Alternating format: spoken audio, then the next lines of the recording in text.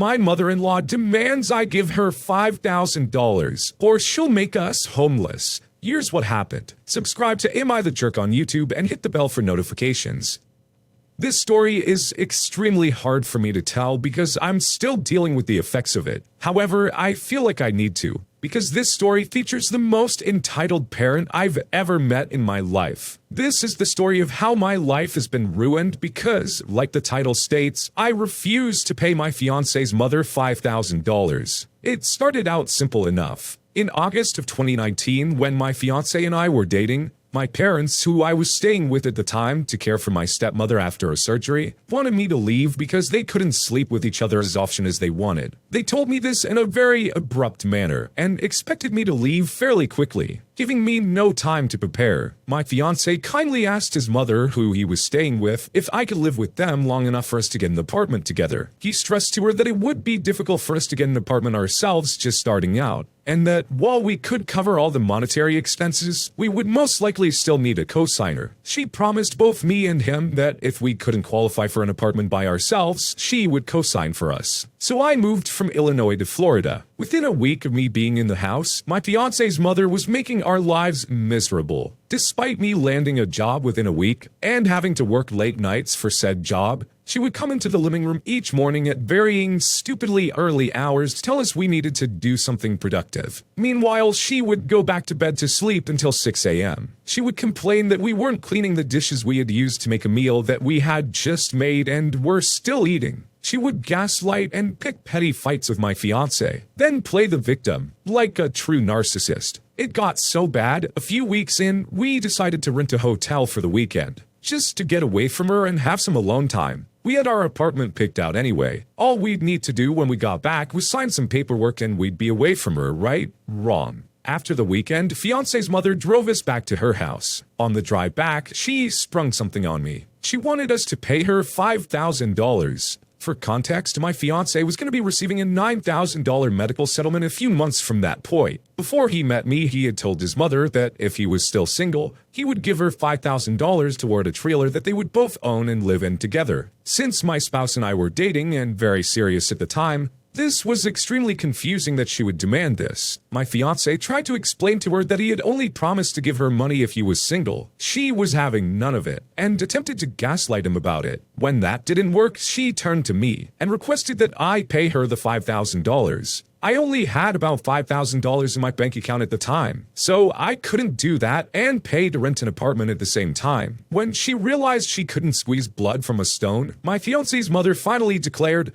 "Well, I guess you don't have a co-signer then." With my fiancé being on SSI due to injuries that left him disabled, and me making minimum wage, her refusing to co-sign on an apartment essentially left us without any housing options. Florida requires applicants to make 3 times the price of the rent on any given place, and rent in our area is very high. Finding a roommate situation that accepts couples is nigh on impossible, and renting houses were out as well, once again due to not having enough income. My fiancé's mother's behavior worsened. With nowhere to go, we jumped ship and moved to a local hotel. But only 3 months of this drained our finances. We then couch surfed with some of my fiancé's acquaintances, but a lot of them were not good people, and we were used and stolen from several times. We ended up sleeping in the deep freezer of an abandoned Hooters, until the building was almost torn down on us by construction workers one day. After that, my fiancé's mother bought us a tent. How nice of her. And we ended up living in the woods while I tried to hold down my job. We've been homeless on and off for 2 years now. I've been assaulted twice because being homeless has put us in dangerous and unsafe situations. I've witnessed someone almost shoot my spouse. My fiancé's mother didn't care. It even seemed like she enjoyed watching us suffer. Finally, in early 2020, when we were practically begging on our knees, my fiancé's mother co-signed on an apartment. A 2-bedroom model we couldn't afford, but she insisted it was that or nothing. But after everything was finalized, she told us we couldn't have roommates. We had to try and keep ourselves afloat during the pandemic, something that ruined my finances more than they already were. When our lease ended in April, my fiancé's mom insisted she fulfilled her promise, so she had no obligation to help us, even if that action consigned us to the streets again. We're homeless again now, and she continues to lie about us to the rest of the family, saying we ruined the apartment, which we left in perfect condition, and saying that's the reason she won't co-sign for us again. To tie up this story, I recently found out that refusing to co-sign and watching our finances dwindle was very much intentional on the mother's part. During the weekend, my fiance and I went to the hotel for our weekend escape. His mother went to a family get-together. We weren't invited to this event. My husband has DID in addition to his physical limitations, and the rest of his family ostracizes him because he's crazy. He's a DID system who has well-behaved alters who all work well together. So this is utterly ridiculous. But they've treated him this way his whole life. During the family event, someone joked that I probably had more money than my fiance's mother. The woman gets $5,000 a month due to a combination of retirement pension and money she inherited from her late husband. I doubt it. According to a family member, she calmly said in response, "Let's see how much money that witch has when I'm done with her." It's one thing to not like your son's girlfriend, but this is just absolutely insane. You've literally ruined both of their lives. You've completely drained them financially. And only when they're on their last legs do you finally give them any little bit of support that you know they won't be able to uphold. She doomed them to fail. It's really sad to hear about something like this. None of this should have been necessary. All that was required was a signature. And instead, this is what everything came down to. Does she really feel like a good mother putting her son in this situation? And over what? Jealousy over someone else's income? I just can't wrap my head around someone like this. You can submit your own stories to be featured here on the channel. The story submission link is in the description below. And don't forget to subscribe.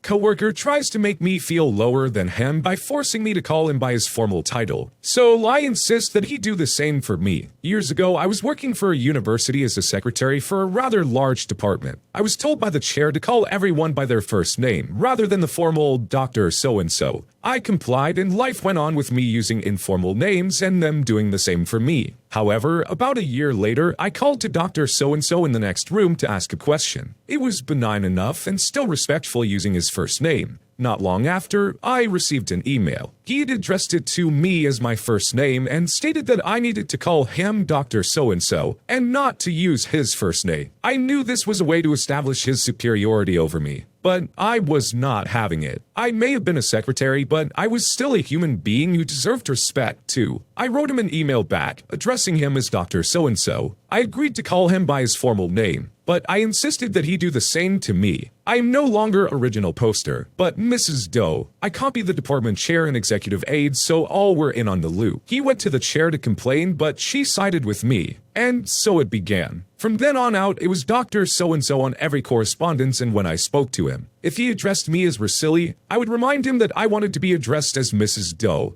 and would not answer until he addressed me as such. This really got on his nerves. He did not want to be the only one to call me by my formal name, as it messed with his need for superiority over a peon. It only took less than a week before he wrote me again. This time, it was to say to please call him Paul instead of Dr. So-and-so. No apology to me, just a resounding white flag of surrender. I took it as a small win for the peons and proceeded to call him Paul. I continued to work in that department for 8 years, and we never had another problem like this.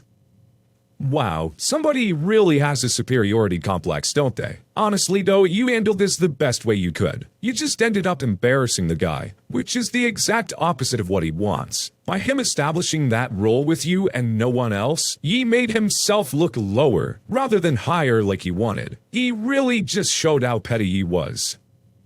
Jerk developer thinks he knows more about our code that we've been working with for years than we do. I worked as a developer for a company that built and managed the software behind a rapidly growing online e-commerce store that sells tech gadgets and accessories, which I'll refer to as Megastore for this story. I worked in a Central African country. The Megastore started off small, and my boss built the original website on risk for a cut of the commission that Megastore earned. Side note, as it is important for later, the commission that Megastore gained from the sale of an item on this site would be split on purchase. The majority of the commission would be paid directly into Megastore's bank account, and a smaller portion would be paid into my boss's bank account. As the popularity of Megastore grew, so did the demands on my boss, and he was able to build a company around servicing Megastore. While he did try to grow his client base, none were the same size or scope as Megastore, and thus were not able to carry the company. Megastore was approached for a buyout by a company who we'll call Bad Company Inc., with their own internal development team. Part of the buyout deal included ending the revenue sharing agreement with my boss, an external development company. At the beginning of the process, everything was positive, as my boss arranged a big payday and the deal was signed. He had managed to get a great deal because he had positioned that this buyout would kill his company, and thus he and his staff needed to be compensated. The buyout took several months, and by the end, the relationship between Bad Company Inc. and my boss had completely broken down. My boss had managed to secure another large client, and thus didn't need to close his company. Because of this, Bad Company Inc. said that they didn't need to pay my boss a payout. A lot of these meetings were above my pay grade. So we're in the final days of handing over the entire site to Bad Company Inc. and their internal CTO, who we'll call Jerk Dev, who had complete hatred for the code that ran Megastore as it was a bastardized version of an open source platform. He considered himself a purist, and if the code wasn't custom built for the purpose, it wasn't worth anything. So back to my boss. He had managed to keep some version of the original deal in place, but in the preceding weeks, he had made a big threat to Bad Company Inc. that he would do something funny with the code that handled the commission split. It was very much a threat and blowing off steam, as he couldn't legally do it, nor was it actually in his nature to do it. All talk, no bite. However, this outburst did create a situation where Jerk Dev did not trust us to remove our code that handled the commission in our favor. So, on the final build that we're required to hand over, we were meant to remove all code that handled the commission, and Jerk Dev would implement new code to handle the commission and then deploy it to the live website instead of us. The official documentation was reworded from the supply and deploy handover version to just the supply handover version.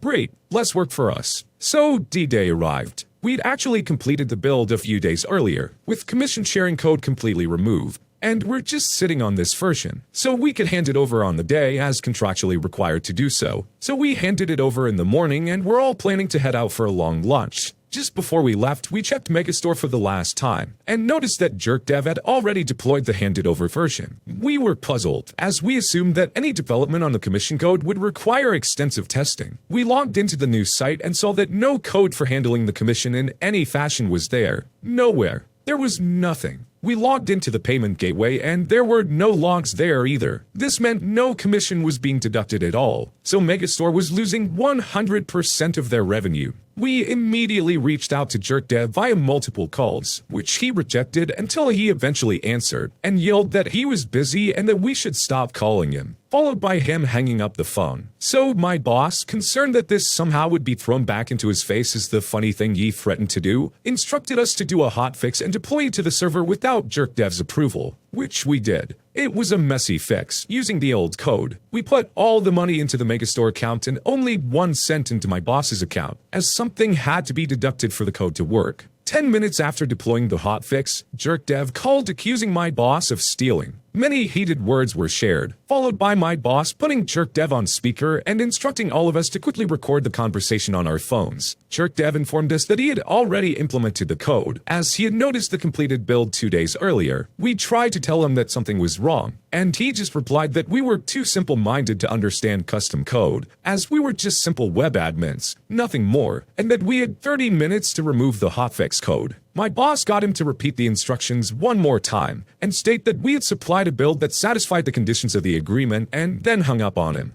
As soon as he had uttered those words, it took 5 minutes to revert the code. We were then instructed to all go to the lunch venue and leave our phones in our cars. Because D-Day was an end-of-the-month kind of deal, it happened to land on a Friday, so the loss of income was only reflected in the bank on the Monday or Tuesday of the following week. This meant the problem was only picked up after running commission-free for 3 to 4 days. My boss is aware of the amount of money lost, but we're not. However, we assumed it cost the company the commission on between 1,000 to 4,000 individual sales. The CTO did supposedly try to spin a story that our boss had tried to do something funny, and all my boss did was provide the recordings of their conversation, which shut that crap down. My boss got his payout, all the staff got a great bonus, and we noticed that Jerk Dev's LinkedIn status changed a few weeks later to seeking broader challenges.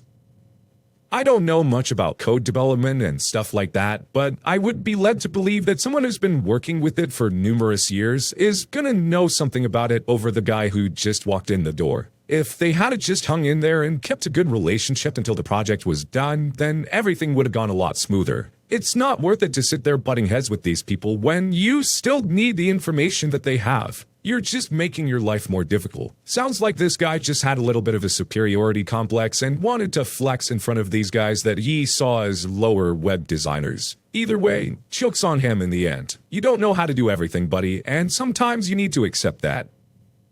My wife couldn't handle the racism coming from her coworkers, so she got everyone fired. This story took place back in the mid-90s. My wife and I were newly married, and our daughter was still an infant. My wife worked in healthcare as a home care nurse, traveling from house to house looking after people. However, after our daughter was born, she did not want a job that put her on the road so much, and shifts in the evening. So she applied to be a cleaner at the military base near our community. Two things about our situation that are noteworthy. One is that my wife is a visible minority, and second, as a healthcare worker, she logs everything as a force of habit. The company that hired her was a national company. The base office usually had 5 employees. One had recently quit because her husband was moving with his military job to another part of the country. So the local boss hired my wife to replace her. The 4 other workers were tight. Louise was the boss, who hired her best friend Donna, Donna's brother Dan, and Louise's niece Tracy. My wife was a true outsider. She immediately saw things were not quite on the level. Even though my wife was paid from 4 p.m. to midnight, she was home by 8 p.m. every night. She was also excluded from cleaning the buildings that housed the engineering and tenancy offices.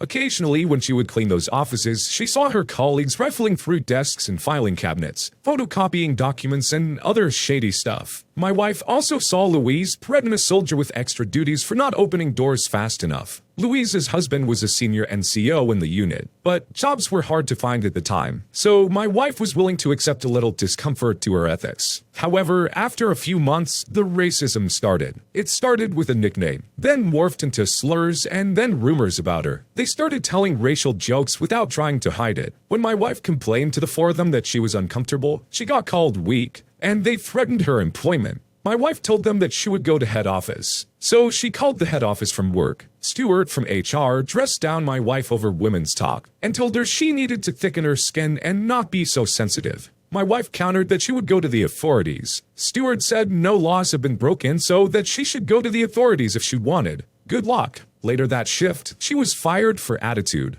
So my wife went to the authorities, not just the police. She went to the Human Rights Commission and to the military base headquarters. She gave both photocopies of her logs. The Human Rights investigation determined that there was a work environment that tolerated racist behaviors. That garnered an apology and an acknowledgement from Stewart with a smug comment that they will henceforth include a clause about racial sensitivity in their employee paperwork. He even made a comment to my wife that this essentially was nothing. However, behind the scenes, the base had been doing their own investigation. Some of the people whose desks had been rifled in the tenancy buildings had reported that they suspected they had been snooped through. The dates of some of their reports matched my wife's logs and the dates she was there. Louise threatening a soldier was followed up, and it was discovered that Louise's husband had chastised the soldier and arranged for him to do 2 weeks extra duties, a violation of an abuse of authority statute. The contract with the base required 40 hours of service per day. The base pulled the security and key logs showing that work was always done by 8 p.m. The base was paying for 40 hours per day and getting 20 hours of service.